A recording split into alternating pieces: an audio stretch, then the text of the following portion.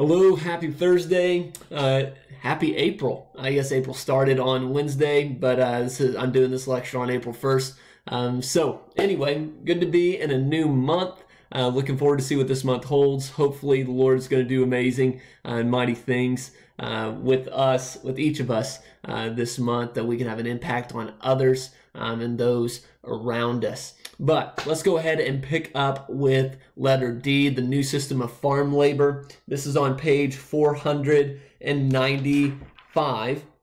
Starting on page 495, we'll finish on page 497. So if you remember, African Americans who had been freed after the Civil War ended, they were called freedmen. And many of the freedmen, they had their rights restricted in that they weren't allowed to hold certain jobs. Really, the only jobs they were allowed to hold were farming and other positions that were kind of classified as servants or servanthood.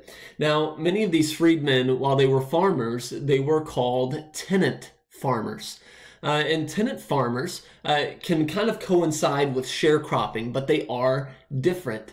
So a tenant farmer worked on land owned by another person and would pay rent in cash or crops. If you look on page 495 in your textbook, there's a great chart that distinguishes the two. A tenant farmer, the landowner would provide the land, and the laborer or the tenant farmer would provide the labor, tools, seeds, and work animals. The landowner would get about a quarter of proceeds from the sale of cotton and a third of the proceeds from sale of grain, while the laborer would get 3/4 of proceeds from the sale of cotton and 2/3 of the proceeds from the sale of grain.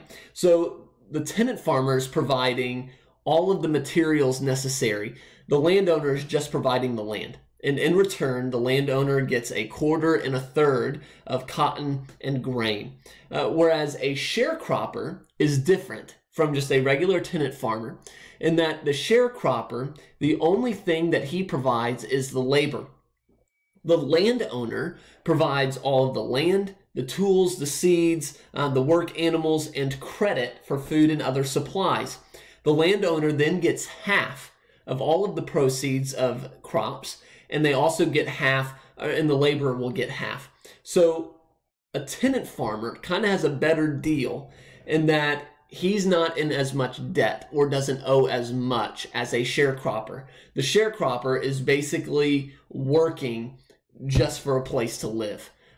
He doesn't really have much to his own name. Now, being a tenant farmer and a sharecropper was very difficult because the financial stress that was placed upon their shoulders was exceedingly difficult. A lot of the things that they were able to get to work with, they had to buy on credit. And so they bought it with money that they didn't have, meaning that they would have to pay it back later.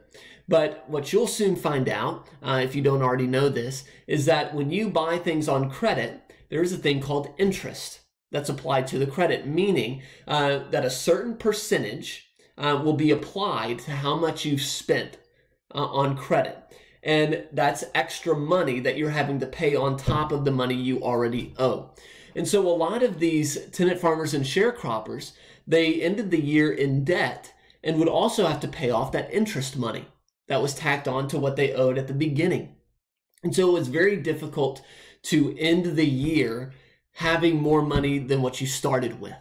And so that's very difficult. It's very stressful, a very stressful way to live. And it was very hard to work up the social economic ladder, meaning it wasn't very often where a tenant farmer or a sharecropper would be able to work their way up to become a middle class American. And so we see that tenant farming and sharecropping, while it's not slavery, it's the next thing closest to slavery for the African Americans to be free, but they're still in servitude because of tenant farming and sharecropping.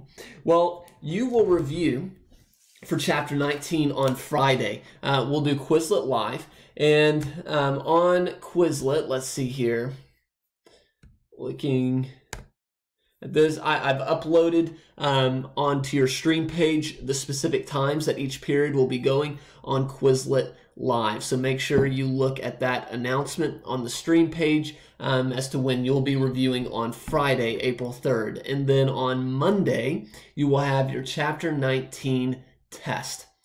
All right, so I think that's it. I will have the poll results as to your answers to the question of what is your biggest fear. Some really deep answers, some scary answers, but that's the whole purpose of this poll, right? And I'll give those to you the next lecture that I post. I hope that everything is going well. I hope that you and your families are safe, and I'm praying for you all to be able to grow closer together as families, but also that you'll be able to continue to get your work done and do it to the best of your ability. All right, take care.